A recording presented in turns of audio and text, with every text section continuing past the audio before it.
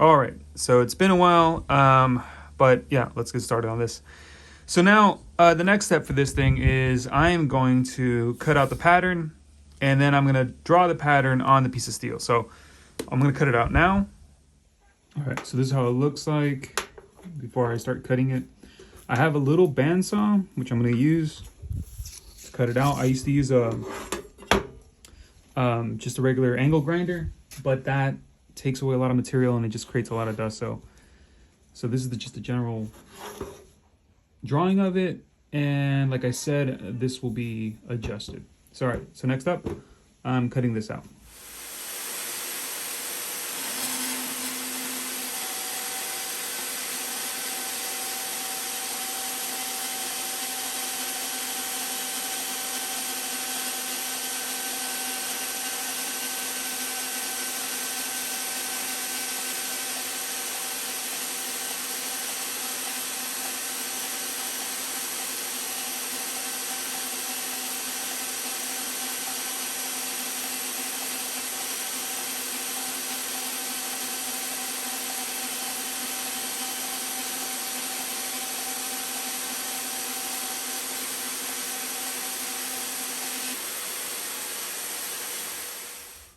All right, so this is the rough cutout, and feels good so far in hand. So I'm just gonna go pretty much to where the drawing is here. This is the only part. I gotta make sure that this dip and this does not create hot spots, basically. So yeah, we'll see.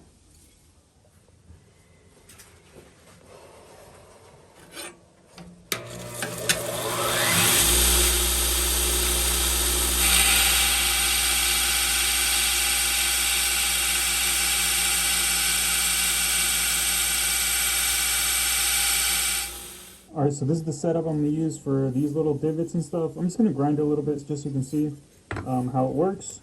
And yeah.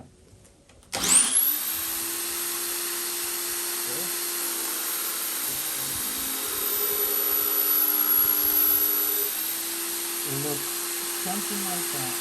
All right, so here it is finished. And it's a little bit different than the drawing. And here's the drawing. So it's just a guide, basically. I don't know what I want until I have it in hand, and I like to give myself options so that I can just like grind little areas away and then just mess with it. This feels good to me. So both chopping in different grips, and then also ice pick grips. So this all feels nice to me. I like this little area here, so that when you do chop stuff, it just feels like it can flick it a little bit better, just having this little forward area on the belly. Blade wise, I was thinking of the original drawing had this deeper, so here the black part here, you can actually see how it looks. I was thinking of doing that. You can see here where it starts, and it's not that deep, it ends here. But I want as much weight as possible on the blade itself. If I take that off, it might be too much. Or it might be just right. No, you think I will. All right, so I changed the profile of the knife again. I thought that the handle was a little bit too curvy for just having a blocky blade. So I decided to just do a dip, more of a dip on the top of the spine. This actually goes with the first drawing I did before I erased it and did this one. So it goes in and then up again. It kind of looks like a banana, basically. This is gonna make me change the bevel size, so I can't go so high on the bevel anymore, because this would lose a lot of weight. So I could actually go high here and then just go in more here on the tip. We'll see what I do, actually. What I'm going to do is I'll grind it and then see what the weight is in hand, grind it some more, see what the weight is, and then just go from there. Figure that out that way. So yeah, okay. Kind of curvy. Nice. All right, so I'm just going to use this thing to do the bevels. So it's just a 4x36 inch. I recently got this thing from eBay.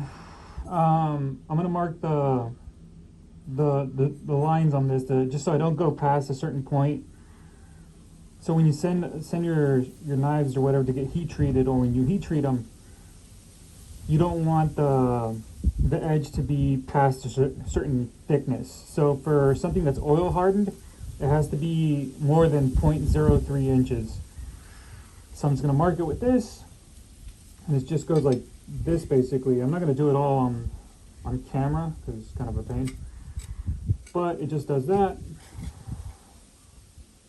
And then I'm going to do the other side. So it's not going to be the inside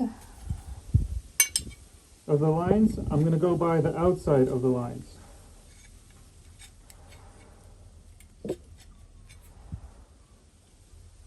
So yeah, I'm going to try just to touch the outside of those lines. I'll show you the setup for the bevels in a second too. All right, so for the bevels, I put in a piece of steel inside here underneath just to get better, just cleaner plunge cuts, I mean. So the weird thing about this, normally when you put a guide on, you would just put it all the way to where you want it and then just grind up to the guide. For this machine, I have to basically put the guide here, so up against this part, so, and then just have it so that the plunge cut is where I want it up here. So this sandpaper is not going to get close to the actual guide. The guide's going to go up against here. It's just a weird way of doing it, but that's the only way I can do it for this machine. So yeah, I'm going to get started on that, and I won't show you until I'm done with the bevels, basically. All right. Okay, so I forgot that I grind a little weird, just in the setup. So look, so far I am gonna do this side wider and then this side just thicker. So all I'm doing is just going like this and then pushing up just to keep this smaller. I did grind away a little bit up here, just to get rid of some of that stuff, the original grind lines. So let me just show you real quick. This thing is pretty much worn. I don't want to put a super abrasive one and then show you, because I won't be concentrated. So yeah, just so you know. All right, just to show you real quick.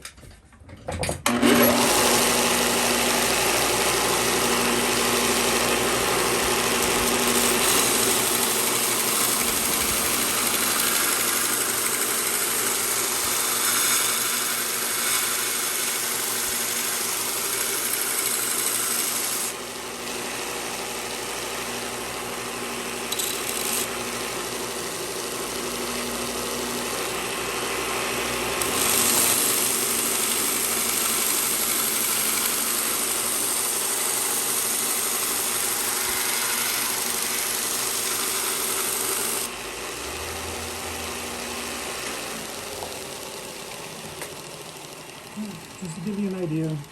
All right. Next time I show it to you, it'll be done. All right, so here it is done. And it's starting to rust already. So next up, I'm gonna oil it, and then I gotta sand it. But I try to keep as much weight as I could on this thing, but it's not gonna cut well if the bevels aren't high, if it's not thin behind the edge. 80 CRV2 can take a lot of punishment, so it's better to take advantage of that. I did keep the tip pretty thick. My hands are all wrinkly from the water. It's 80 CRV2, but it still takes me a while to do this stuff. Other than that, the grind is a little bit thicker here than it is back here. It's thinner. You can feel it if you were to feel it with your hand. It's thinner behind the edge from here to here, and maybe it's thicker. So yeah, so next up I'm going to do sanding. That's going to be some other day. But like always, any questions or suggestions, let me know. All right, bye.